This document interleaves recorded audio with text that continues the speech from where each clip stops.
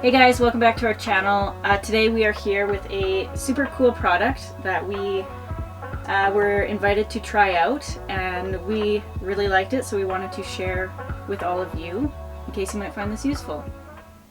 Yeah, so this is the Bluetti EB150.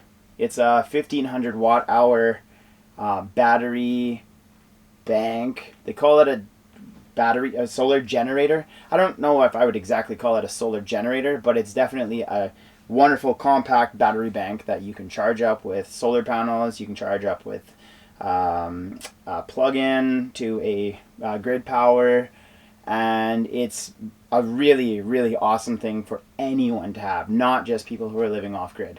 Mm-hmm. That being said, if you're off grid and you're going off grid and you want a starting point for power, this is the perfect thing for you, because this won't be big enough for you forever for living off grid, but you'll always find use for it because it's portable. It's like having a generator all the time. So we've really enjoyed using it so far, and we'll explain more about what it does, how it's made, and what we use it for. So this is the EB150. Like I said, it's all-in-one power bank. It runs DC and AC, which is really useful, especially if you're a camper who's taking this camping and you want to have your DC lights on your RV plugged in and your AC power outlets charged as well. So it is a 1500 watt hour battery bank. It can produce 1,000 watts of power. On the back here, it's got two outlets, AC 110 volt. It's got a fan on the back for keeping the unit cool while it's in use. It's super robust. Like, this is, you can feel the quality in this when you hold it. You know, I wouldn't ever do a drop test with it, but the housing is very, very strong. And it doesn't feel flimsy at all, and it'd be easy to move around without having to worry about breaking a handle or whatnot. So it's definitely not a cheap unit. So it's got 3 buttons. It's got a power button, which you can turn on, and a power button, which you can turn on. So it shows that we're pretty low. But this is the type of battery bank for someone who's new into solar energy.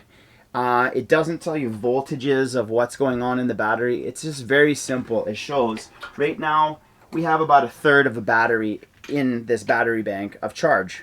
So that leads me to here. This has an input where it comes with an AC adapter, which actually charging from the wall. Charges at 42 volts. So it's a pretty beefy charger.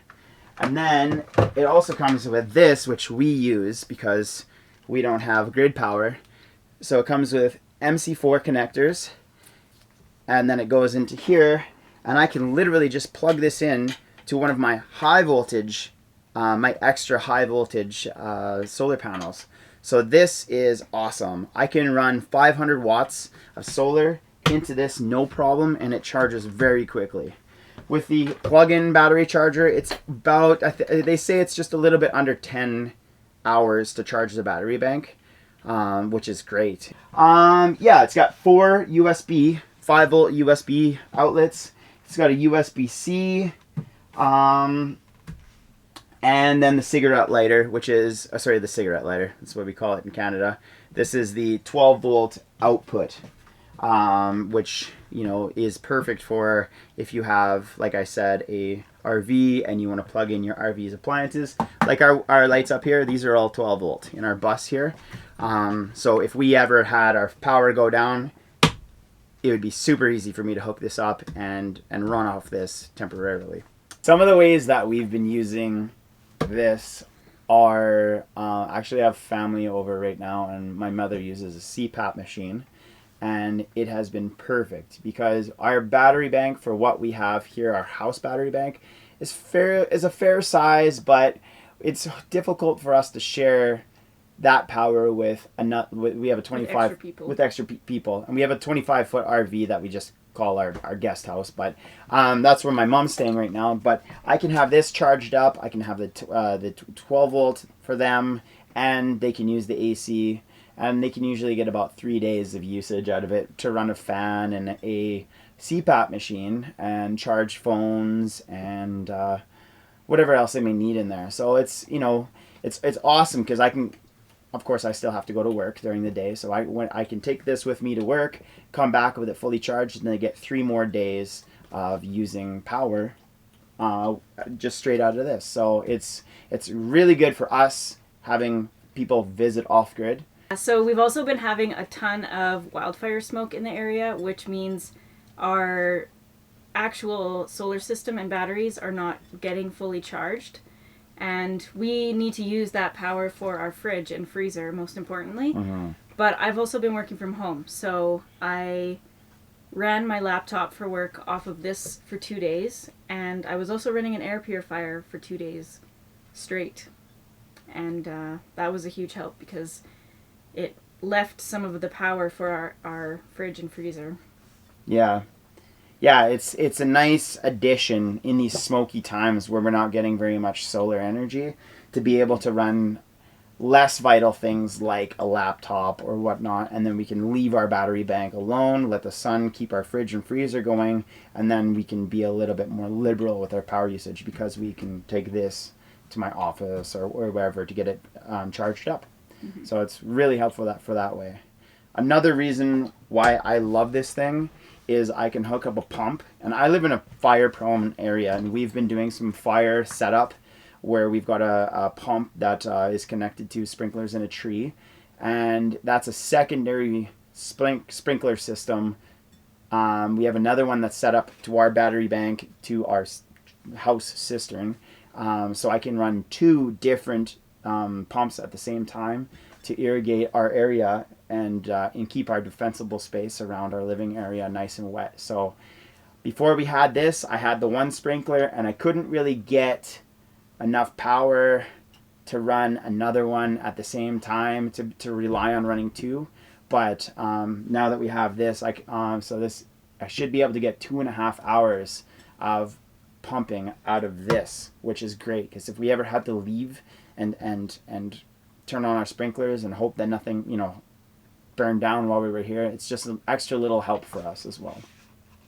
So we're also going to test out this unit on some of our power tools because, as you know, we're building our home and it is just useful to have this out here whatever side of the house you're working on.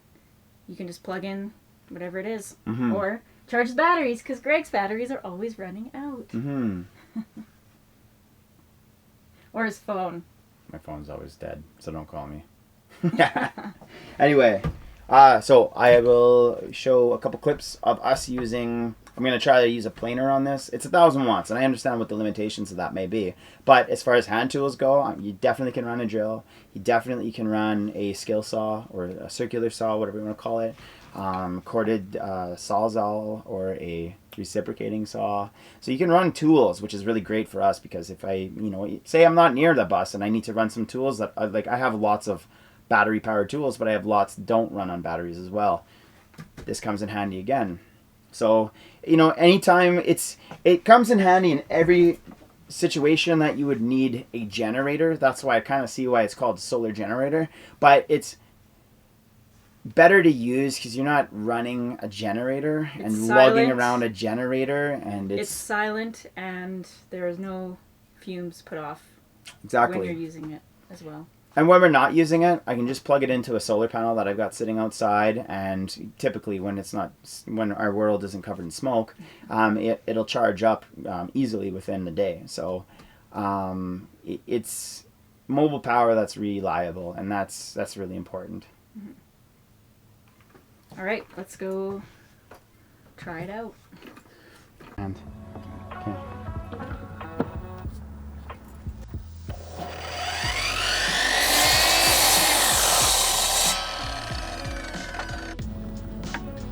So I figured as much. A cut-off saw or miter saw, whatever you want to call it, definitely is more than what this unit can handle. That being said, Bluetti does have larger units that can handle larger power loads. For this one, that's a little much. Let's try a planer.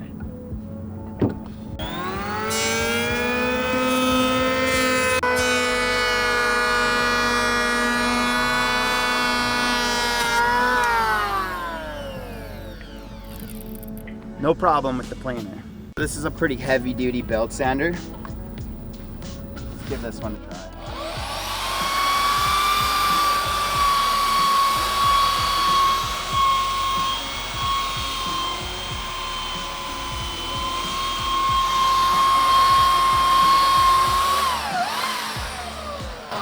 So no problem with the belt sander.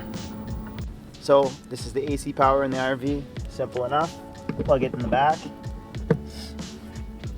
And then the DC power, I took an old cigarette lighter. You can actually get a professional piece of equipment to use this for, but I've got wire from an old extension cord that I broke the head off of, and I plugged it into the DC of the trailer. Simple like this.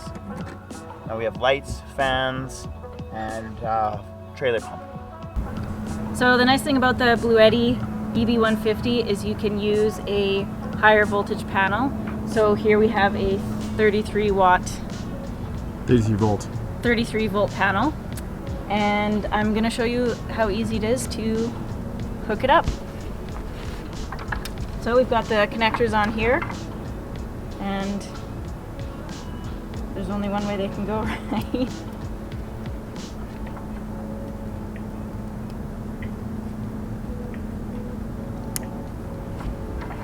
So it's simple as that, just hooking up the two connectors and then plugging this in.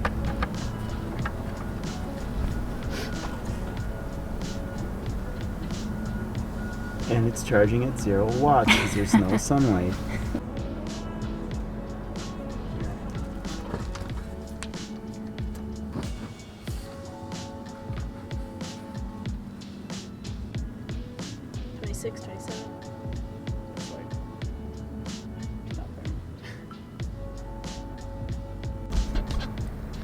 If you're interested in trying out the Bluetti EB150 or any of their other products, we will put a link in the description below, and I will pin it in the comments. Big thanks to Bluetti for sending on this really cool unit. I've already started using it all the time, even though we already have our off-grid setup. But this is super helpful for lots of different things, and it's nice to have mobile power, especially power that I don't have to rely on through a generator. All right, we'll catch you guys in the next one. See ya.